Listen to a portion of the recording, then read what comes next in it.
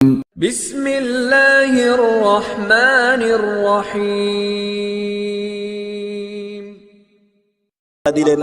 আমার ভাইরা, এই বিশ্ব নবীর চরিত্র সম্পর্কে আল্লাহ যখন সার্টিফিকেট দিলেন এই নবীর চরিত্রের ব্যাপারে, এই পৃথিবীর কোন মানুষ যদি কথা বলে বুঝতে হবে আসলে সেই ব্যক্তির চরিত্র ঠিক নাই, ঠিক না? আল্লাহর নবীর চরিত্র আল্লাহ গ্যারান্টি দিচ্ছে, তারপরও যদি সেই নবীর চরিত্র সম্পর্কে যারা বই লেখে মনে করতে হবে এরা বৈধ পিতার সন্তান হতে পারে না। বিশ্ব নবীর সময়ের একটা ঘটনা বলি।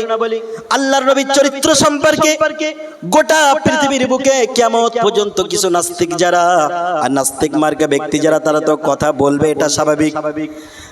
বিশ্ব নবীর সময়ে ওলীদ ইবনে মুগীরা নামক একজন ব্যক্তি আল্লাহর নবীর বিরুদ্ধে যখন কথা বললেন, কোরআনের বিরুদ্ধে যখন কথা বললেন, তখন ওই ব্যক্তির সম্পর্কে কোরআনে আয়াত নাযিল হয়ে গেল, উতুল্লিম বা'দা যালিকা জানিম।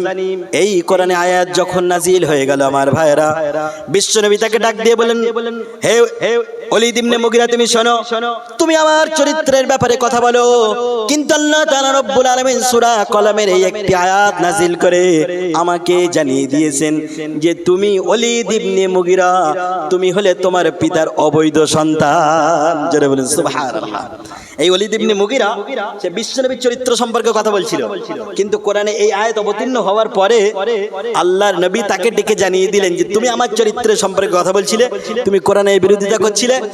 আমার আল্লাহর কোরআন এই আয়াত নাজিল হয়ে আল্লাহ জানালেন যে তুমি তোমার পিতার অবৈধ সন্তান। এখন বলেন, কাউকে যদি ডেকে বলা হয় তুমি তোমার পিতার অবৈধ সন্তান, এটা কি কেউ মেনে নেবে? কেউ মেনে নেবে না। এটা এমন একটা শব্দ না, যার চরিত্র যত খারাপ হোক, কিন্তু তাকে যদি বলা হয় যে তোর পিতার বৈধ সন্তান না তুই, তার এমনি মাথা থেকে নিয়ে পায়ের লোম পর্যন্ত গরম হয়ে যাবে, ঠিক না? আমার ভাইরা, ওলীদ ইবনে মুগীরাকে যখন বিশ্ব নবী এমন ঘোষণা করে দিলেন, ওলীদ ইবনে মুগীরা তিনি এবার চিন্তায় পড়ে গেলেন, আহারে আমরা মুহাম্মদকে মানি না, মুহাম্মাদের সারা জীবন বিরোধিতা করেছি, কিন্তু আমরা জানি মুহাম্মদ তো কোনোদিন মিথ্যা কথা বলে নাই, মুহাম্মদ কোনোদিন মিথ্যা কথা বলেনি। অতএব মুহাম্মদ যখন বলেছেন যে আমার চরিত্র ঠিক নাই, আমার পিতার অবৈধ সন্তান, মনে হয় কথাটা সত্য। এখন কারোর পিতার অবৈধ সন্তান কিনা, পিতা বৈধ কিনা, এটা সবচেয়ে ভালো বলতে পারেন কে বলেন তো দেখি? কে বলতে পারেন? মা। কে বলতে পারেন? মা। ওলীদ ইবনে মুগীরা বিশ্ব নবীর কণ্ঠে যখন এমন কথা শুনতে পেলেন সে তার পিতার অবৈধ সন্তান, তিনি এই কথা সহ্য করতে না পেরে তার মায়ের কাছে চলে গেলেন। মা বৃদ্ধা মানুষ, মা তখন গোসল করে ঘরের ভিতরে বসা ছিল। মায়ের কাছে গিয়ে কণ্ঠস্বর গভীরতা, কর্কশ কণ্ঠ দিয়ে মাকে ডাকলেন। ডাকার পরে বললেন, মা শোনো, দরজাটা খোলো। মা দরজা খুলে দিলেন। যেই মাত্র মা দরজা খুলে দিয়েছে, সাথে সাথে ওলীদ ইবনে মুগীরা তার মায়ের গলায় তরবারিটা উন্মুক্ত তরবারি ধরেছে, ধরে বলতেছে, মা শোনো, আমি মুহাম্মাদের বিরোধিতা করেছি, আমরা মুহাম্মাদের ইসলামের বিরোধিতা করি, মুহাম্মদ সারা জীবনে একটিও মিথ্যা কথা বলে নাই, যদিও আমরা মুহাম্মদকে মানি না, মুহাম্মদকে নবী হিসেবে মানি না, কিন্তু আমরা জানি মুহাম্মদ কোনোদিন মিথ্যা কথা বলেনি। এই সেই মুহাম্মদ আমার ব্যাপারে বলেছে আমি নাকি আমার পিতার অবৈধ সন্তান। এখন মা তুমি ভালো বলতে পারবে আমার পিতা বৈধ না অবৈধ? মা তখন চিন্তায় পড়ে গেছে, মা কি বলবে ভেবে পাচ্ছে না। মা যখন চিন্তায় পড়ে গেলেন, ওলীদ ইবনে মুগীরা আস্তে করে তরবারিটা আরেকটু টান দিলেন, দিয়ে মায়ের চামড়ার সাথে লাগিয়ে দিলেন, দিয়ে বললেন, মা শোনো, যদিও তুমি আমার মা, কিন্তু আজকে যদি তুমি আমার জন্মের ব্যাপারে সত্য কথা বলতে দ্বিধাবোধ করো, তাহলে এই তরবারি দিয়ে তোমার মাথাটা দেহ থেকে আলাদা করতে আমি মোটেই দ্বিধাবোধ করব না। ওলীদ ইবনে মুগীরা চক্ষু দেখে, তার রাগের কণ্ঠস্বর দেখে মা তখন বললেন, হে আমার সন্তান, শোনো শোনো, নবী মুহাম্মদ যখন তোমার ব্যাপারে বলেছে তাহলে জেনে রাখো এই কথাটা কোনোদিন মিথ্যা হতে পারে না। জোরে বলুন সুবহানাল্লাহ। ওলীদ ইবনে মুগীরা এবার চিন্তায় পড়ে গেলেন, আরে আমার মা বলে কি? মা তখন বলা শুরু করলেন, ওলীদ ইবনে মুগীরা তুমি শোনো, হে আমার কলিজার টুকরা তুমি শোনো, তোমার পিতা যখন ব্যবসা সূত্রে বাইরে বাইরে চলে যেত, 1 মাস 2 মাস যখন আমার বাড়িতে থাকতো না, তখন আমি বাধ্য হয়ে যৌনা খোদার তাড়নায় পড়ে তোমার পিতার গোলামের সাথে আমি দৈহিক মিলন ঘটিয়েছিলাম, আর সেই মিলন ঘটানোর কারণে তোমার জন্ম হয়েছে। জোরে বলুন না সুবহানাল্লাহ। আল্লাহ রাসূলের চরিত্রের বিরুদ্ধে যখন কেউ কথা বলেছে, কোরআন দ্বারা আল্লাহ তার চরিত্রের জন্ম প্রমাণটা আল্লাহ প্রকাশ করে জাতির সামনে তাকে লজ্জিত করেছে। সুবহানাল্লাহ।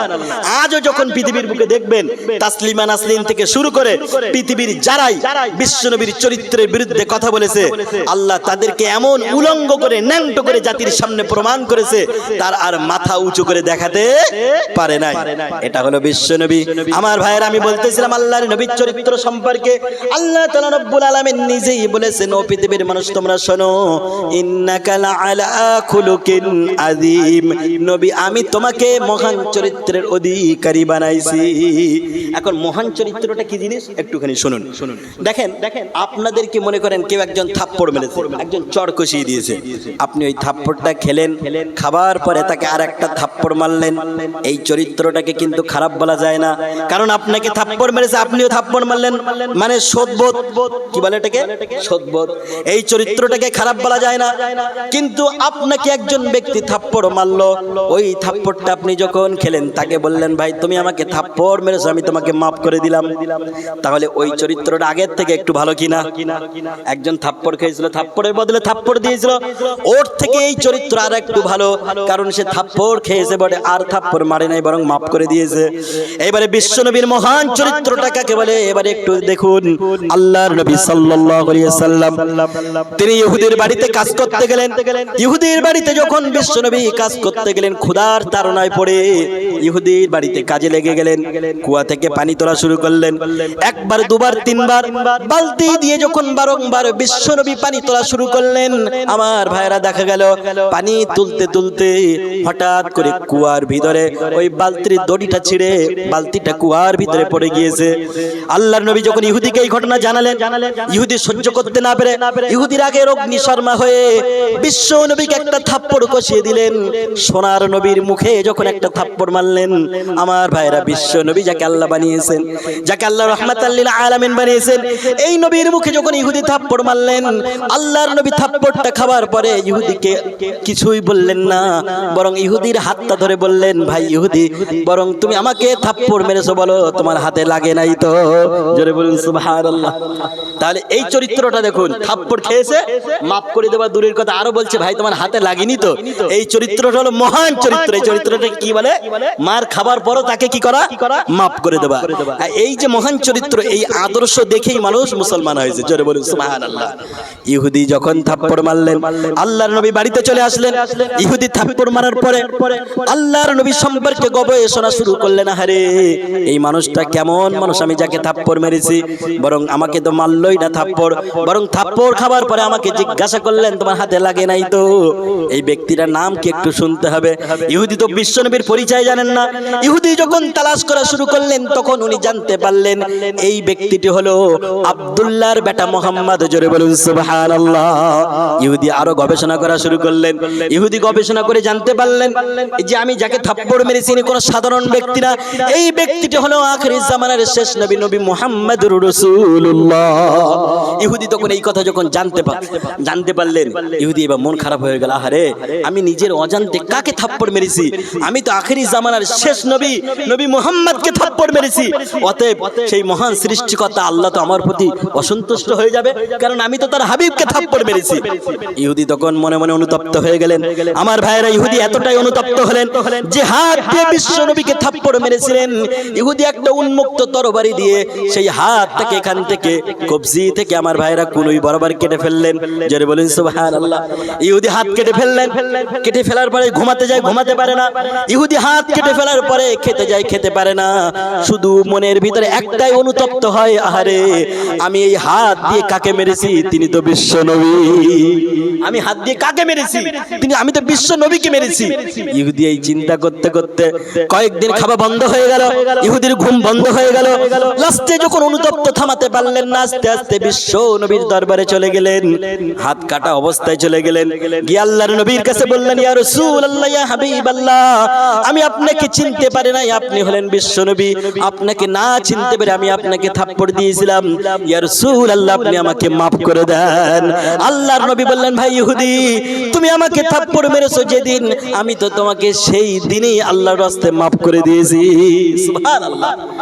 যখন এমন কথা বললেন ইহুদির মনটা আরো গলে গেল। ইহুদি বললেন, আমি বুঝতে পেরেছি আপনি কোনো মিথ্যুক নয়, আপনি হলেন এই জামানার সত্য নবী, নবী মুহাম্মদ। অতএব আমাকে কলেমা পড়িয়ে মুসলমান বানিয়ে দেন। জোরে বলুন সুবহানাল্লাহ। ইহুদি যখন মুসলমান হয়ে গেল আমার ভাইরা, আল্লাহর নবী সাল্লাল্লাহু আলাইহি সাল্লাম ইহুদিকে লক্ষ্য করে বললেন, ভাই ইহুদি তুমি মুসলমান হয়ে গিয়েছো, কিন্তু এখনো তোমার হাতের কাটা অংশটা বাকি আছে, যাও তুমি বাড়িতে চলে যাও আর তোমার হাতের কাটা অংশটা নিয়ে আসো। ইহুদি আস্তে করে বাড়ি চলে গেলেন, গিয়ে হাতের কাটা অবশিষ্ট অংশটা নিয়ে আসলেন। নিয়ে আসার পরে বিশ্ব নবীর হাতে ধরিয়ে দিলেন। আল্লাহর নবী তিনি এমন নবী, তার এমন মুজিজা ছিল, তিনি ইহুদির ওই কাটা অংশটাকে হাতের জায়গায় লাগালেন, শুধুমাত্র নিজের মুখ থেকে একটু লালা লাগিয়ে দিয়ে হাতে লাগিয়ে দিলেন, সাথে সাথে ইহুদির কাটা হাতটা জোড়া লেগে গেল। জোরে বলুন সুবহানাল্লাহ।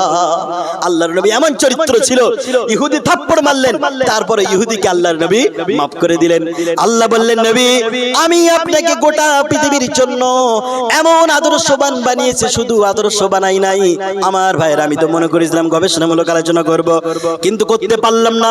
আল্লাহর ব্যাপারে আল্লাহ হলেন, এই পৃথিবীর ব্যাপারে আল্লাহ তাআলা রব্বুল আলামিন নিজের পরিচয় দিয়েছিলেন, আলহামদুলিল্লাহি রাব্বিল আলামিন, আমি হলাম গোটা পৃথিবীর সৃষ্টি জগতের আমি আল্লাহ রব। আল্লাহ হলেন গোটা পৃথিবীর সৃষ্টি জগতের জন্য রব। আর নবীর ব্যাপারে আল্লাহ বললেন, ওমা আরসালনাকা ইল্লা রাহমাতাল লিল আলামিন, আর আমার নবী হলেন গোটা পৃথিবীর জন্য রহমত। জোরে বলুন সুবহানাল্লাহ। এখন আল্লাহ হলেন রব্বাল আলামিন আর নবী হলেন রহমাতাল লিল আলামিন। আলামিন মানে দুনিয়া আর রব মানে হলো সৃষ্টিকর্তা, ভালো করে বুঝবেন। তাহলে আল্লাহ হলেন গোটা পৃথিবীর, পৃথিবী বলতে শুধু আমাদের পৃথিবী না, দুনিয়ার জগৎ, জান্নাতের জগৎ, জাহান্নামের জগৎ, এমনি করে রুহুর জগৎ, আর আপনারা যাই বলেন বিজ্ঞানের ভাষায় মঙ্গল, Neptune, Pluto, Milky Way, galaxy, যা কিছু বলেন আমার ভাইয়ের, আল্লাহ হলেন সব জায়গার রব। আর আল্লাহ ঘোষণা দিলেন, আমি যেখানেই রব আমার নবী সেখানেই হলো রহমত। জোরে বলেন সুবহানাল্লাহ। কেমন রহমতের নবী দেখেন, আমাদের সন্তানেরা আমাদেরকে ভালোবাসে, আমাদের পিতা আমাদেরকে ভালোবাসে। আমরা সন্তানকে না দেখলে থাকতে পারি না, পিতা সন্তানকে না দেখলে থাকতে পারে না, কিন্তু আমরা আমাদের পিতাকে যত ভালোবাসি, আমাদের পিতা আমাদেরকে যত ভালোবাসেন, তার থেকেও আমাদের নবী আমাদেরকে হাজার গুণে বেশি ভালোবাসেন। জোরে বলুন সুবহানাল্লাহ। বন্ধুর সাথে আপনার খুব ভালো সম্পর্ক, একদিন দুদিন তিন দিন তার বাড়ি যাওয়া বন্ধ করে দেবেন, ফোন উঠানো বন্ধ করে দেবেন, দেখবেন সম্পর্ক শেষ। ঠিক কি না? সম্পর্ক শেষ। ভাইরা ভাইয়ের সাথে খুব ভালো সম্পর্ক, আপনার ভাইরা ভাই আপনার বাড়িতে এসেছে, ব্যস্ততার কারণে আপনি একটু ভালো বাজার করতে পারেন নাই, দেখবেন দ্বিতীয়বার ভাইরা ভাইয়ের বাড়িতে গিয়ে সেই আদর আর থাকবে না। থাকবে কি? থাকবে না। তাহলে আমার ভাইরা, দুনিয়ার যত ভালোবাসা আছে সব কিছু স্বার্থের বিনিময়ে ভালোবাসা, কিন্তু আল্লাহর নবী তার উম্মতকে এত ভালোবাসেন, এটা হলো নিঃস্বার্থ ভালোবাসা। জোরে বলেন সুবহানাল্লাহ। কেমন ভালোবাসা দেখেন আল্লাহর নবীকে, যখন আজরাইল আলাইহিস সালাম জান কবজ করার জন্য পাশে বসে গেলেন, আল্লাহর নবী বললেন, আজরাইল তুমি কি আমার জান কবজ করবে নাকি? আজরাইল আলাইহিস সালাম তখন বললেন, ইয়া রাসূলুল্লাহ আপনি যদি আমাকে একটি বারের জন্য ফিরে যেতে বলেন, আল্লাহর তরফ থেকে অর্ডার আছে, আমি অবশ্যই ফিরে যাব, আপনার জানটা কবজ করব না। কিন্তু বিশ্বনবী আপনি শুনে রাখেন, আল্লাহ তাআলা রব্বুল আলামিন বলেছেন, আল্লাহ আপনার জন্য অধীর আগ্রহে আপনার দিদারের অপেক্ষায় আল্লাহ বসে আছেন। আল্লাহর নবী বললেন, আজরাইল মালাকাল মাউত শোনো, তুমি আমার জানটা কবজ করে নিতে পারো, আমার তরফ থেকে অর্ডার আছে।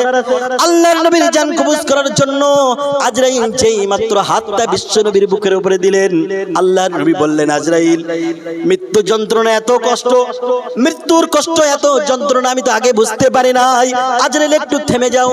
আজরাইল যখন থেমে গেলেন, আল্লাহর নবী বললেন, ভাই আজরাইল মৃত্যুর যন্ত্রণা যদি এত কষ্ট হয়, তাহলে আমার গুনাহগার উম্মতরা কেমনে সহ্য করবে? জোরে বলুন সুবহানাল্লাহ। মৃত্যুর যন্ত্রণা যদি এত কষ্ট হয় রে আজরাইল ভাই, তাহলে আমার গুনাহগার উম্মতরা কেমনে ভাবে সহ্য করবে? দেখবেন যখন কোন সন্তান বারংবার অসুস্থ হয়, তখন পিতা মাতা পাশে বসে বসে কি বলে জানেন? যে আল্লাহ আমার সন্তান যখন সুস্থ হচ্ছে না, বরং আমার সন্তানকে দুনিয়ায় বাঁচিয়ে রাখো, সন্তানের বদলে আমাকে তুলে নাও। বলে কি বলে না? বলে আমার ভাইরা কথা বলে। আল্লাহর নবী এমন নবী, তিনি আজরাইলকে লক্ষ্য করে বললেন, ভাই আমার মৃত্যুর যন্ত্রণা যদি এত কষ্টের হয়, তাহলে আমার গুনাহগার উম্মতরা এই কষ্ট সহ্য করতে পারবে না, বরং আমার উম্মতদের মৃত্যুর যত কষ্ট হবে ওই সমস্ত কষ্টগুলো একত্রিত করে আমি নবী আমার বুকের উপর ধরে তুলে নাও। সুবহানাল্লাহ। মৃত্যুর সময় যন্ত্রণায় ভুগছে, তারপরে উম্মতের কথা বলে নাই। উম্মতকে কত ভালোবাসেন আমার ভাইরা। বিশ্ব নবীর ব্যাপারে বলতে গিয়ে আরো মনে পড়ে যায়, আল্লাহর নবী উম্মতকে এমন ভালোবাসেন, বিশ্বনবীকে একদিন খুঁজে পাওয়া যায় না, একদিন দুদিন তিন দিন মদিনার মানুষেরা বিশ্বনবীকে খুঁজে পায় না। আল্লাহর নবী সাল্লাল্লাহু আলাইহি ওয়াসাল্লাম কোথায় গেলেন? মদিনার মানুষেরা চিন্তায় পড়ে গেলেন।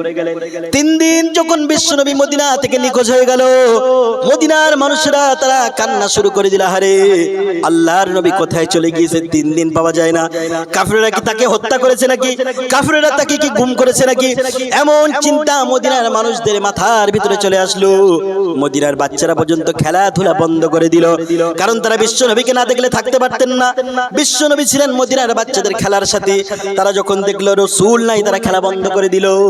এমনি করে মদিনার মায়েরা যখন জানতে পারলো যে আল্লাহর রাসূল তিন দিন পাওয়া যায় না, বিশ্ব নবী তিন দিনের জন্য হারিয়ে গিয়েছে, মদিনার মায়েরা তখন রান্না বন্ধ করে দিল। এখন বলেন রান্না বন্ধ করলে কি খাওয়া হবে? খাবার জুটবে কি? খাবার জুটবে না। মদিনার মায়েরা যখন রান্না বন্ধ করে দিল, মদিনার মানুষেরা একটা না তিন দিন খাওয়া বন্ধ হয়ে গেল। খেজুর খেয়ে তারা বেঁচে আছে। এমত অবস্থায় আমার ভাইয়েরা চতুর্দিকে আল্লাহর নবীকে খোঁজা শুরু করলো যে বিশ্ব নবী কোথায় গেলেন, কোথায় গেলেন? সোনার নবী যখন হারিয়ে গিয়েছে, তখন এমন সময় দেখা গেল হযরতে আবু বকর, হযরতে উসমান, হযরতে ওমর, তিনজন সাহাবী বিশ্ব নবীকে খুঁজতে খুঁজতে জঙ্গলের দিকে চলে গেলেন, পাহাড়ের পাদদেশে চলে গেলেন। পাহাড়ের পাদদেশে গিয়ে তারা দেখতে পেলেন একজন রাখালকে লক্ষ্য করে বললেন, ওরে রাখাল শোনো, তুমি কি আব্দুল্লাহর বেটা মুহাম্মদকে দেখেছো নাকি? তুমি কি আমাদের নবী? এই আবু বকর, এই উসমান, আমার ভাই ওমর, আমরা তিনজন আমাদের নবীকে খুঁজতেছি। তুমি কি বিশ্ব নবী মুহাম্মদ রাসূলুল্লাহকে দেখেছো নাকি? রাখাল বলো। ওই সময় রাখাল বলল, হে আবু বকর, হে উসমান, হে ওমর, আমি তোমাদেরকে তিনজনকে চিনি না। শুধু তোমাদের তিনজনকে চিনি না এমনটি নয়, বরং তোমরা যে নবীর কথা বলতেছো ওই নবী আব্দুল্লাহর বেটা মুহাম্মদ, আমি তাকেও চিনি না। কিন্তু তোমরা যে নবীর কথা বলো, আমার মন বলছে যে তিন দিন তোমরা নবীকে খুঁজে পাও না। এই তিন দিন যাবত ওই যে গুহা দেখতে পাও, ওই গুহার ভিতর থেকে একটা কান্নার আওয়াজ আসতেছে। জোরে বলুন সুবহানাল্লাহ। ওই গুহার ভিতর থেকে একটা না তিন দিন কান্নার আওয়াজ আসতেছে। আর এই তিন দিন ওই কান্নার আওয়াজ আসার সাথে সাথে আমার ঘোড়া, আমার উট, আমার ভেড়া, আমার ছাগলগুলো ওই মানুষটার কান্নার সাথে সাথে তারাও কাঁদতে কাঁদতে খাওয়া বন্ধ করে দিয়েছে। জোরে বলুন সুবহানাল্লাহ। রাখাল যখন এমন কথা বললেন, হযরত ওমর, হযরত উসমান, হযরত আবু বকর তারা বুঝতে পেরেছে। হযরত আবু বকর বললেন, ভাই ওমর, রাখাল মুহাম্মদকে চেনে না, এ কথা সত্য, কিন্তু রাখাল বিশ্বনবীর যে ঠিকানা দিয়েছে, আমাদের মন বলছে বিশ্বনবী নিশ্চয়ই ওই গুহার ভিতরে বসে বসে কাঁদতেছে। হযরত আবু বকর চলে গেলেন, হযরত উসমান, ওমর তারা চলে গেলেন। গুহার সামনে যখন চলে গেলেন, তারা দেখতে পেল বিশ্বনবী সিজদায় পড়ে ডুকরে ডুকরে কাঁদে আর বলে, ইয়া উম্মতি, ইয়া উম্মতি। জোরে বলুন সুবহানাল্লাহ। হে আল্লাহ, আমার উম্মতের অবস্থা কি হবে কাল কিয়ামতের ময়দানে? আমার উম্মতের অবস্থা কি হবে? এই চিন্তা করে বিশ্বনবী কান্না শুরু করে দিলেন। আমার ভাইরা, হযরত আবু বকর বললেন, ইয়া রাসূলুল্লাহ, আপনি কান্না থামিয়ে দেন। আমি আবু বকর আমার জীবনে যত নেকি অর্জন করেছি, আপনি একদিন বলেছিলেন যে আমি নাকি এমন নেকি অর্জন করেছি, আকাশে যত তারকা আছে এই তারকার থেকে আমার নেকি বেশি। এই সার্টিফিকেট আপনি দিয়েছিলেন। ইয়া রাসূলুল্লাহ, আমার জীবনে যত নেকি আমি অর্জন করেছি, সমস্ত নেকিগুলো আমি আপনার উম্মতকে দান করে দিলাম। অতএব আপনি এখন মাথাটাকে একটুখানি উঠান। জোরে বলুন সুবহানাল্লাহ। এখন বলেন, আবু বকর সে কি জানতো না যে নেকি না থাকলে জান্নাতে যাওয়া যাবে না? এটা কি জানতো না? নিশ্চয়ই জানতো। কিন্তু আবু বকর সিদ্দিক রাদিয়াল্লাহু তাআলা আনহু তিনি বিশ্বনবীকে এমন ভালোবাসেন যে বিশ্বনবীর ভালোবাসায় পড়ে তার সমস্ত জীবনে কামাই করা নেকিগুলো সব রাসূলের উম্মতদের জন্য দান করে দিলেন। জোরে বলুন সুবহানাল্লাহ। আবু বকর সিদ্দিক রাদিয়াল্লাহু তাআলা আনহু যখন এমন কথা বললেন, আল্লাহর নবী মাথা উঠায় না।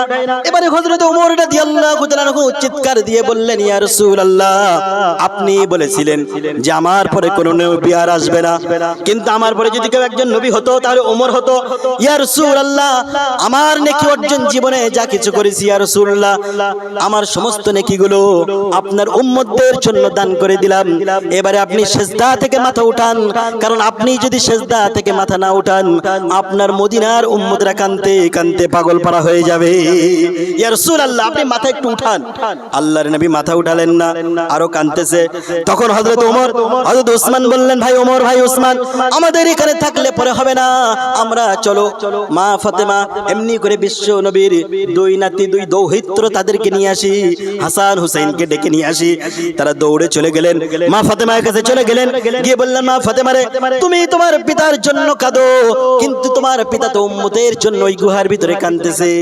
চলো চলো, শিগগিরই তোমরা চলো, বিশ্ব নবীর দরবারে তোমরা গেলে পরে আমাদের মন বলছে বিশ্ব নবী সিজদা থেকে মাথা উঠাবে। সুবহানাল্লাহ। হে মা ফাতেমা, হে হাসান, হে হুসাইন, তোমরা চলো। হাসান হুসাইন রাদিয়াল্লাহু তাআলা আনহুম তারা সকলেই চলে গেলেন। চলে যাবার পরে বিশ্ব নবীর কাছে গেলেন, গিয়ে বললেন, ইয়া রাসূলুল্লাহ, আমি আপনার কলিজার টুকরা হাসান আর আপনার আরেক কলিজার টুকরা হুসাইন, আমরা দুই ভাই চলে এসেছি। ইয়া রাসূলুল্লাহ, আপনি আপনার মাথা উঠান, কারণ আপনি যদি না মাথা উঠান আপনি তো ক্ষুধার তাড়নায় দুনিয়া থেকে বিদায় হয়ে যাবেন। আল্লাহর নবী ওই সময় বললেন, হে আমার কলিজার টুকরা মা ফাতেমা, হাসান হুসাইন, তোমরা শোনো, আমি ততক্ষণ পর্যন্ত মাথা উঠাবো না যতক্ষণ না পর্যন্ত আমার উম্মতের ব্যাপারে আল্লাহর তরফ থেকে কোনো ফয়সালা না আসে। সুবহানাল্লাহ। আমার উম্মতের ব্যাপারে আল্লাহর তরফ থেকে যতক্ষণ না পর্যন্ত কোনো সিদ্ধান্ত না আসবে ততক্ষণ আমি মাথা উঠাবো না। এমন সময় আল্লাহ তাআলা রব্বুল আলামিন তিনি যখন এই দৃশ্য দেখলেন, জিবরাইলকে পাঠিয়ে দিলেন, দিয়ে বললেন, জিবরাইল যাও, তুমি চলে যাও, আমার নবীর কাছে চলে যাও। আমার ভাইরা জিবরাইল আলাইহিস সালাম আসলেন, আসার পরে বিশ্ব নবীকে বললেন, আসসালামু আলাইকা ইয়া রাসূলুল্লাহ, হে আল্লাহর নবী আপনি মাথা উঠান। আল্লাহ তাআলা রব্বুল আলামিন ঘোষণা দিয়েছে, কাল কিয়ামতের ময়দানে ততক্ষণ পর্যন্ত আপনার উম্মতকে জাহান্নামে পাঠাবে না যতক্ষণ না পর্যন্ত আপনাকে সুপারিশ করার অনুমতি না দেবে। জোরে বলুন সুবহানাল্লাহ। আপনি যতক্ষণ না পর্যন্ত আপনার উম্মতের সুপারিশ না পাবেন, সুপারিশ করার সুযোগ না পাবেন, ততক্ষণ পর্যন্ত আপনার কোন উম্মতকে আল্লাহ জাহান্নামে পাঠাবেন না। আমার ভাইরা, যখন এমন কথা বিশ্বনবী জানতে পারলেন, এবারে মাথা উঠালেন। এখন বলেন তো দেখি, নবী আমাদেরকে কত ভালোবাসেন? নবী যেমন আমাদেরকে ভালোবাসেন, আল্লাহর নবী বলেছেন, লা ইউমিনু আহাদুকুম হাত্তা কুনা হাব্বা ইলাইহি মিন ওয়ালিদিহি ওয়া ওয়ালাদিহি ওয়ান নাসি আজমাইন। একজন ব্যক্তি ততক্ষণ মুমিন হতে পারবে না যতক্ষণ না পর্যন্ত সে তার জীবনের চেয়ে, তার সন্তানের চেয়ে, তার স্ত্রী পুত্রের চেয়ে আমি নবী আমাকে বেশি ভালোবাসা না দিতে পারবে, ততক্ষণ সে মুমিন হতে পারবে না। হযরত ওমর বললেন, ইয়া রাসূলুল্লাহ, আমি আমার সন্তান থেকে আপনাকে বেশি ভালোবাসি, আমার স্ত্রী থেকে আমি আপনাকে বেশি ভালোবাসি, আমার সম্পদ থেকে আমি আপনাকে বেশি ভালোবাসি, কিন্তু আমার মন বলছে আপনার চেয়ে আমি আমার জানকে বেশি ভালোবাসি। মানুষ নিজেকে নিজে বেশি ভালোবাসে। দেখবেন সবার চেয়ে যখন মরতে চায় না তখন এই কথাই বলে। একজন ব্যক্তি দেখেন, একজন মহিলা সে তার স্বামীকে খুব ভালোবাসে। স্বামী এখন অসুস্থ হয়ে পড়েছে, স্বামীকে সব সময় বলে, দেখো স্বামী, প্রাণের স্বামী, আজরাইল যখন তোমার জান কবজ করতে আসবে তখন আমি আজরাইলকে বলবো যেন তোমার জানটা না কবজ করে আমার জান কবজ করে, কারণ আমি তোমাকে অনেক ভালোবাসি। কিন্তু আমার ভাইরা, আমি বলতেছিলাম যে মানুষ যতই বলুক অন্যকে ভালোবাসি, সে সবচেয়ে নিজেকে বেশি ভালোবাসে।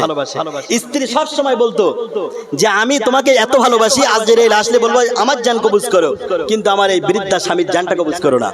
হঠাৎ করে দেখা গেল ওই গ্রামে একটা কালো ষাঁড়, সে একটা বড় মাটির জালার ভিতরে মুখ ঢুকিয়ে ধান খাচ্ছিল। ধান খেতে খেতে খেতে খেতে দেখা গেল এক পর্যায়ে তার মাথার শিংগুলো ওই কালো যে মেঠা, কি বলে ওটাকে, আগে মেঠে বলে না, আগে ধান টান রাখতো, ওই জালার ভিতরে তার মুখটা আটকে গিয়েছে। তখন ওই ষাঁড়টা বাধ্য হয়ে ওই মেঠে অবস্থায়, ওই মাটির জ্বালা অবস্থায় একবার এই দেয়ালে ঠুল মারে, একবার ও দেয়ালে ঠুল মারে। ঠিক ঠুল মারতে মারতে মারতে মারতে ঠিক সন্ধ্যা ঘনিয়ে এসেছে। এমন সময় দেখা গেল ওই বৃদ্ধা আর বৃদ্ধর বাড়ির দিকে ষাঁড় আসা শুরু করেছে। আমার ভাইরা, তখন ওই বুড়ি মহিলা যখন ওই কালো ষাঁড়কে দেখতে পেল, সে মনে মনে ভাবছে, আরে সন্ধ্যার সময় আমার স্বামী অসুস্থ, মনে হয় আজরাইল আমার বাড়িতে আসতেছে, আমার স্বামীর জানটা কবজ করবে।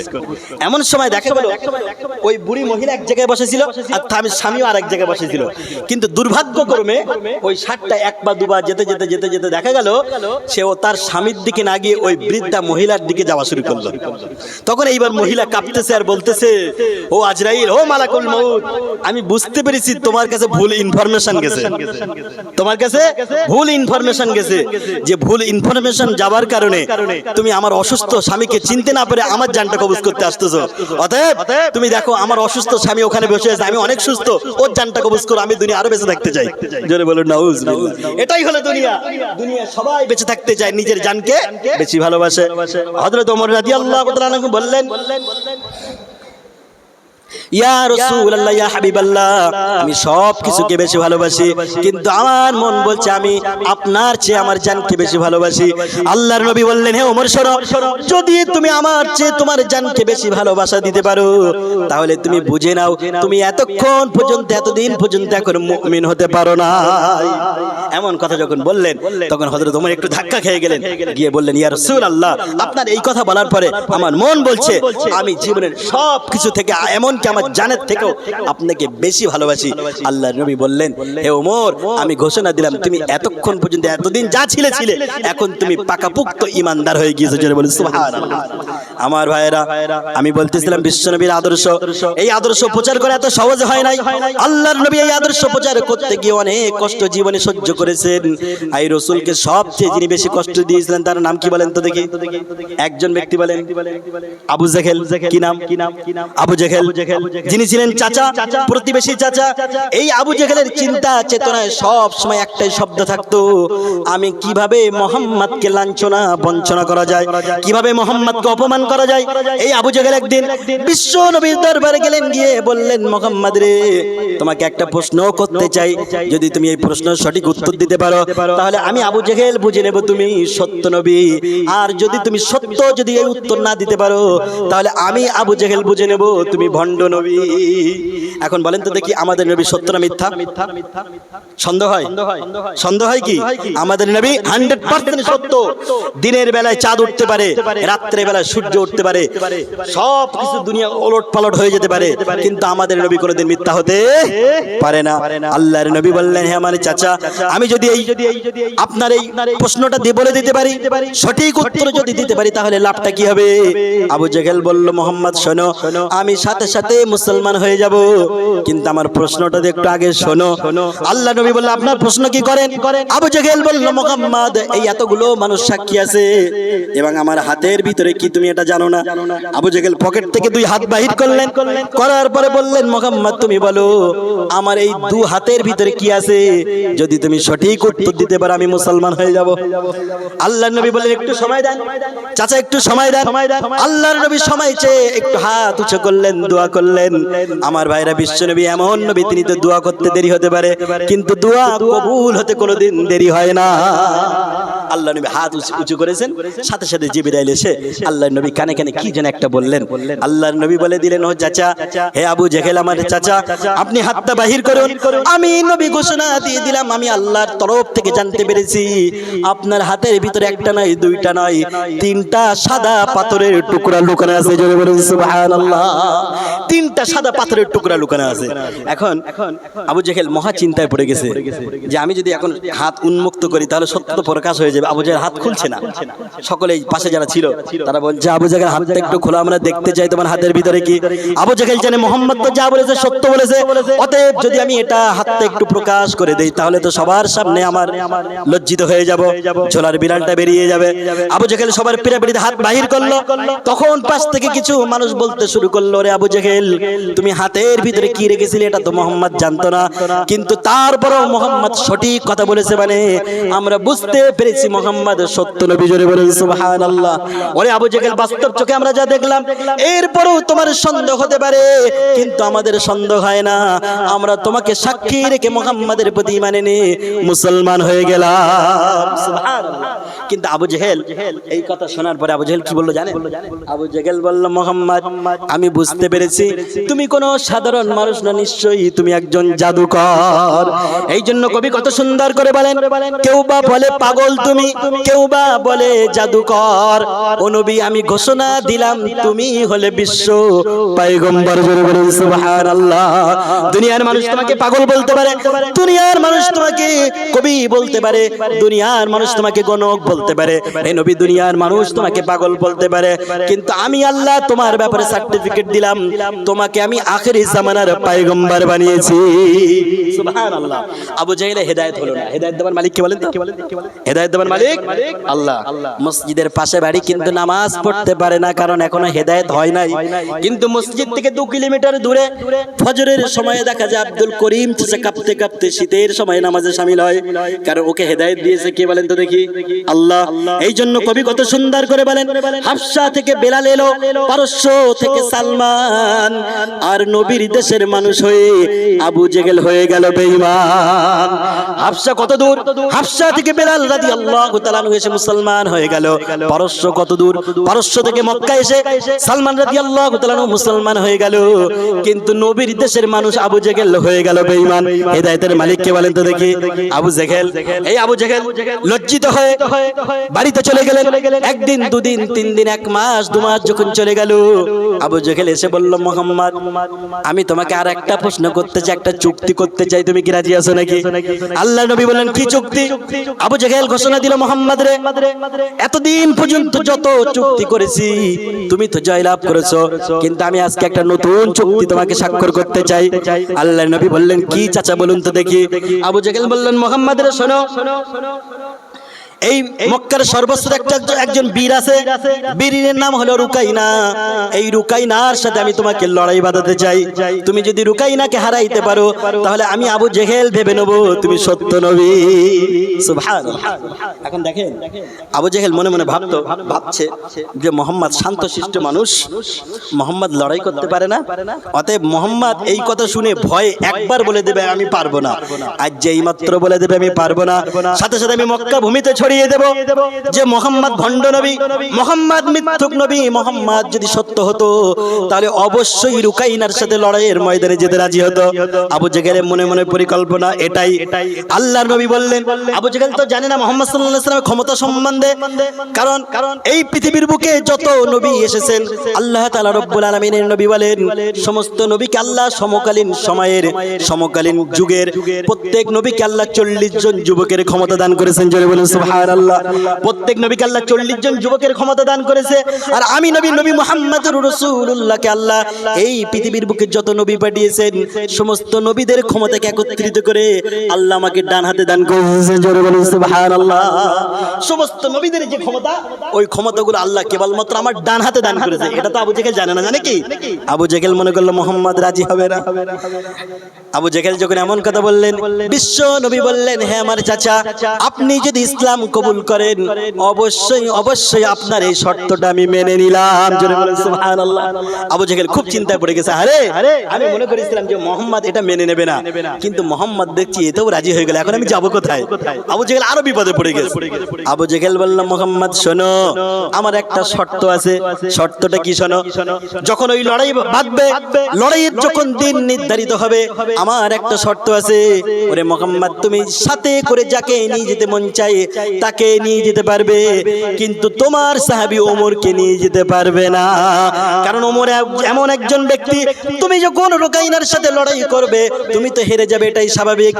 তখন ওই মুহাম্মদ হেরে যাবার কারণে ওই ওমর রেগে গিয়ে সমস্ত রাগগুলো আমি আবু জেহেল আমার উপরে ঝেড়ে দেবে। অতএব আমার শর্ত একটাই, তুমি যাকে ইচ্ছা তাকে নিয়ে যাবে, কিন্তু ওমরকে নিয়ে যেতে, কারণ ওমরকে দেখলে আমার বড় কলিজায় ভয় লাগে। জোরে বলুন সুবহানাল্লাহ।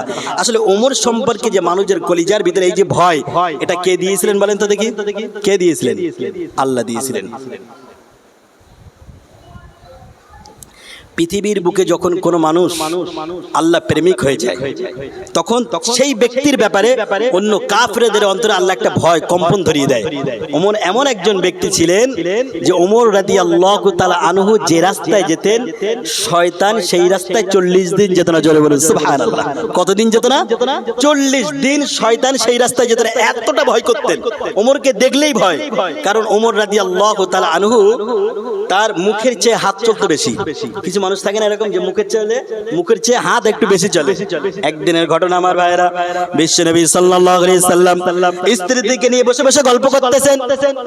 স্ত্রীরা বলছেন, ইয়া রাসূলুল্লাহ আপনি আমাদেরকে এটা দেন না, ইয়া রাসূলুল্লাহ আপনি আমাদেরকে সেটা দেন না, আপনি যদি এটা দিতেন, আপনি আমাদেরকে যদি ওইটা দিতেন কতই না ভালো হতো।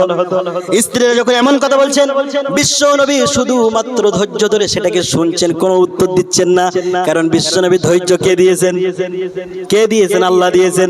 আল্লাহর নবী কোনো উত্তর দিলেন না, শুধু শুনছেন স্ত্রীদের কথা। এমন সময়ে দরজার বাইরে থেকে একটা আওয়াজ এলো। হযরত ওমর এসে বললেন, আসসালামু আলাইকা ইয়া রাসূলুল্লাহ। হে আল্লাহর নবী আমি ওমর সালাম দিলাম, আপনি যদি আমাকে একটিবার অনুমতি দেন অবশ্যই অবশ্যই আমি আপনার ঘরের ভিতরে প্রবেশ করব। ইয়া রাসূলুল্লাহ আপনি আমাকে কি অনুমতি দেবেন? দেখেন এর দ্বারা বোঝা গেল যে কারোর বাড়িতে অনুমতি বিহীন ঢোকা ইসলাম কি বলে? কারোর বাড়িতে অনুমতি বিহীন ঢোকা যাবে না। আজকে তো কোনো অনুমতি লাগে না। নতুন বিবাহ করেছে বৌমা বাড়িতে, শাশুড়ি জিজ্ঞাসা করছে এই যুবকটা কে, হঠাৎ করে ঘরে ঢুকেছে, তোমার বাড়িতে এসেছে? শাশুড়ি বৌমা বলছে, মা এটা আমার কলেজ ফ্রেন্ড, এটা আমার জাস্ট ফ্রেন্ড, এটা আমার ক্লোজ ফ্রেন্ড। শাশুড়ি বলছে, বৌমা ঠিক আছে, তোমার ক্লোজ ফ্রেন্ডকে নিয়ে তুমি বসে গল্প করো, আমি তোমার জন্য নাস্তা বানাতে গেলাম। শাশুড়ি গিয়েছে নাস্তা বানাতে, বৌমা গল্প করতে করতে করতে করতে দেখা গেল এক পর্যায়ে তার জাস্ট ফ্রেন্ডটাকে আস্তে করে বয়ফ্রেন্ড বানিয়ে নিল। জোরে বলুন নাউজুবিল্লাহ। এটা হয় কি হয় না? ইসলাম বলেছে যখন তোমরা কারোর বাড়িতে প্রবেশ করবে অনুমতি বিহীন ঢুকতে পারবে না। হযরত ওমরের সময়ে হযরত ওমর রাদিয়াল্লাহু তাআলা আনহু একবার রাত্রে বেলা চলাফেরা করছেন তার দেশের পরিস্থিতি বোঝার জন্য। চলতে চলতে হঠাৎ করে তার কানের ভিতরে একটা আওয়াজ ভেসে আসলো যে একটা ঘর থেকে একজন যুবতী মেয়ে গান গাচ্ছে। আহারে গভীর রজনীতে গান গাচ্ছে, আহারে যদি তোমাকে পেতাম, আহারে যদি তোমাকে পেতাম, গভীর রজনীতে যদি তোমাকে একটিবারের জন্য পেতাম, তাহলে এই গভীর রজনীতে আমার মনের আশাটা একটু মিটাইয়া নিতাম। একজন যুবতী মেয়ে যখন এই গানটা গাচ্ছে না, হযরত ওমর শুনে রাগে তিনি খেপে গিয়ে তিনি দেয়াল টপকে ঘরের ভিতর ঢুকে পড়ে বলছে, হে যুবক, হে যুবতী মহিলা শোনো, মনে হচ্ছে তুমি বিবাহিত। তুমি বিবাহিত কি বিবাহিত না আমি এটা জানতে চাই না, কিন্তু তুমি কি ভুলে গিয়েছো নাকি তুমি হযরত ওমরের রাষ্ট্রে বাস করো, আর তুমি আমার রাষ্ট্রে বাস করে এমন অশ্লীলতম গান তুমি কিভাবে গাইলে? এই যে তুমি অশ্লীল গান তুমি গেয়েছো, এর জন্য আমি ওমর আমার তরফ থেকে অবশ্যই তোমার জন্য বেত্রাঘাত অজীব হয়ে গিয়েছে। সুবহানাল্লাহ। কারণ তুমি গান গেয়েছো, গভীর রজনীতে যদি পেতাম তাহলে মনের আশাটা মিটিয়ে নিতাম। বলেন এই গানের ভিতরে একটা অশ্লীলতার গন্ধ আছে না, যে রাত্রে পেলে মনের আশা মিটিয়ে নিতাম। হযরত ওমর রেগে গিয়ে বলছে যে তুমি যে গানের ভিতরে যে ইঙ্গিত করেছো এর জন্য তোমার বেত্রাঘাত অজীব হয়েছে। ওই মহিলা তখন বলা শুরু করলো, হে আমিরুল মুমিনিন খলিফাতুল মুসলিমিন, গভীর রজনীতে একটি গান গাওয়ার কারণে আমার জন্য যদি বেত্রাঘাত অজীব হয়ে যায়, একটি ভুল করার কারণে, কিন্তু আপনি জেনে রাখুন আপনি একটা নয় দুইটা নয়, আপনি তিনটা ভুল করেছেন, আপনার জন্য বেত্রাঘাত ফরজ হয়েছে। জোরে বলুন সুবহানাল্লাহ। বাবা আপনি এখানে এসে বসেন, খালি আছে তো বসেন, আর বসেন, বসেন। মনোযোগ সহকারে শুনবেন আমার ভাইয়েরা। ওই মহিলা তখন বলা শুরু করলেন, আমিরুল মুমিনিন খলিফাতুল মুসলিমিন, আমি একটি ভুল করার কারণে আমার জন্য যদি বেত্রাঘাত ওয়াজিব হয়ে যায়, আপনি তিনটা ভুল করেছেন, আপনার জন্য তো বেত্রাঘাত ফরজ হয়ে গিয়েছে। হযরত ওমর এবার চিন্তায় পড়ে গেলেন। হযরত ওমর বললেন, মা, এবার মা বলে সম্বোধন করলেন, হে আমার মা, আমি এমন কি তিনটা ভুল করেছি যার কারণে আমার বেত্রাঘাত ওয়াজিব হয়েছে? বলো বলো শিগগিরই তুমি বলো। ওই মহিলা ওই যুবতী মেয়ে তখন বলা শুরু করলেন, হুজুর, হে আমিরুল মুমিনিন খলিফাতুল মুসলিমিন, ইসলামের কোরআন বলেছে, আল্লাহর কোরআন ঘোষণা দিয়েছে, ইয়া আইয়ুহাল্লাযীনা আমানু লা তাদখুলু বুয়ুতান গায়রা বুয়ুতিকুম হাত্তা তাস্তানিসু ওয়া তুসাল্লিমু আলা আহলিহা। হে ঈমানদাররা, যখন তোমরা কারোর বাড়িতে নিজের ঘর ব্যতীত অন্য কারোর ঘরে প্রবেশ করবে, প্রথম নম্বর কাজ হলো সালাম দিবে। কি কাজ? সালাম দিবে। তারপরে অনুমতি নেবে, অনুমতি যদি পাও তারপরে ঘরে প্রবেশ করবে, আর অনুমতি যদি না পাও তাহলে ঘরের ভিতরে প্রবেশ করতে পারবে না। হে আমিরুল মুমিনিন খলিফাতুল মুসলিমিন, আপনি প্রথম নম্বর ভুল করেছেন, আমার ঘরের ভিতরে ঢুকেছেন বটে কিন্তু কোনো অনুমতি নেন নাই। জোরে বলুন সুবহানাল্লাহ। কোনো অনুমতি নেন নাই, প্রথম নম্বর ভুল। দ্বিতীয় নম্বর ভুল শুনেন, ইসলাম বলেছে যখন কারোর ভিতরে বাড়ির ভিতরে প্রবেশ করবে সালাম দেবে, আপনি সালাম দেন নাই, দ্বিতীয় নম্বর ভুল করেছেন। তৃতীয় নম্বর ভুল হলো, বিশ্ব নবী বলেছে যখন তোমরা কারোর বাড়িতে প্রবেশ করবে, তোমরা বাড়ির সদর দরজা দিয়ে প্রবেশ করবে, দেয়াল টপকায় ঢুকবেন না। কিন্তু আপনি আমার বাড়িতে রাগে ভিতরে রাগটাকে কন্ট্রোল করতে না পেরে দেয়াল টপকে ঢুকেছেন, তৃতীয় নম্বর অপরাধ। তখন হযরত ওমর বললেন, আমি হে আমার মা, চতুর্থ নম্বর অপরাধটা কি শিগগিরই বলো, আমি তো আর নিজেকে কন্ট্রোল করতে পারি না। ওই সময় ওই যুবতী মহিলা বললেন, হে আমিরুল মুমিনিন খলিফাতুল মুসলিমিন, আল্লাহর নবী বলেছেন যখন তোমরা কারোর ব্যাপারে কোনো কথা বলবে, কোনো অপবাদ দেবে, তখন তোমরা প্রথমে সেটা যাচাই করবে, সত্য না মিথ্যা খবর নেবে, তারপরে তোমরা মন্তব্য করবে। কিন্তু আমি গান গেলাম, আমি যখন গানটা গাইলাম, আবৃত্তি করলাম, আপনি কোনো কিছু জানতে পারলেন না, কোনো তাহকিক করলেন না, যাচাই করলেন না, আপনি আমাকে সাজা দেবার ঘোষণা করলেন। এটাই হলো আপনার সবচেয়ে বড় অপরাধ। সুবহানাল্লাহ, এটাই হলো আপনার সবচেয়ে বড় অপরাধ। অতএব আপনার বেত্রাঘাত ফরজ হয়ে গিয়েছে। হযরত ওমর বললেন, মা এখন বলো তুমি তাহলে কেন এই গানটা আবৃত্তি করতেছিলে? তখন ওই মহিলা বললেন, আমিরুল মুমিনিন খলিফাতুল মুসলিমিন, আপনি তো জানেন না আমি সবে মাত্র নতুন বিবাহ করেছি। আমার স্বামী আমাকে বিবাহ করার পরে মাত্র কয়েকদিন আমার সংসারে থাকার পরে আপনার সেনাবাহিনীতে যোগ দিয়েছে। দেখতে দেখতে 4 মাস অতিক্রম করেছে। এখন এই গভীর রজনীতে আমার স্বামীর কথা স্মরণ করে এই গানটা গাইতেছিলাম যে যদি আজকে তোমাকে পেতাম তাহলে মনের আশাটা মিটায়া নিতাম। হে আমিরুল মুমিনিন, আমি এই গানটা অন্য কোনো পরপুরুষ বেগুনা পুরুষের জন্য গাই নাই। জোরে বলুন সুবহানাল্লাহ। তাহলে বোঝা গেল কারোর বাড়িতে ঢুকতে গেলে সদর দরজা দিয়ে ঢুকতে হবে, অনুমতি নিতে হবে। বিশ্বনবী বললেন, বিশ্বনবী বললেন, হে আমার সাহাবীরা, যদি তোমরা তোমাদের মায়ের ঘরের ভিতরে প্রবেশ করো, অনুমতিবিহীন প্রবেশ করবে না। একজন সাহাবী বললেন, ইয়া রাসূলুল্লাহ, ইয়া হাবিবাল্লাহ, আমি আমার মায়ের ঘরের ভিতরে প্রবেশ করব, অনুমতি নেওয়া লাগবে, এটা কেমন কথা? আল্লাহর নবী তখন বললেন, আমার সাহাবী শোনো, তুমি কি তোমার মায়ের ঘরের ভিতরে এমন অবস্থায় প্রবেশ করতে চাও নাকি যে অবস্থায় দেখলে পরে তোমার মা তোমাকে দেখার পরে লজ্জিত হয়ে যায়? এমন অবস্থায় কি তোমার মায়ের ঘরে তুমি প্রবেশ করতে চাও নাকি? ওই সাহাবী বললেন, ইয়া রাসূলুল্লাহ, আমি তোমার মায়ের ঘরের ভিতরে এমন অবস্থায় প্রবেশ করতে চাই না যে দৃশ্য, যে অবস্থায় আমার মা আমাকে দেখলে পরে লজ্জিত হয়ে যায়। আল্লাহর নবী বললেন, যদি এটা দেখতে না চাও, যদি তুমি এটা না চাও, তাহলে যখন তোমার মায়ের ঘরে প্রবেশ করবে তখন অনুমতি নিয়ে তারপরে প্রবেশ করবে। জোরে বলুন সুবহানাল্লাহ। আমার ভাইরা, আমি বলতেছিলাম হযরত ওমর আল্লাহর নবীকে সালাম দিলেন, দিয়ে বললেন, ইয়া রাসূলুল্লাহ, আমি কি ঢুকতে পারি নাকি?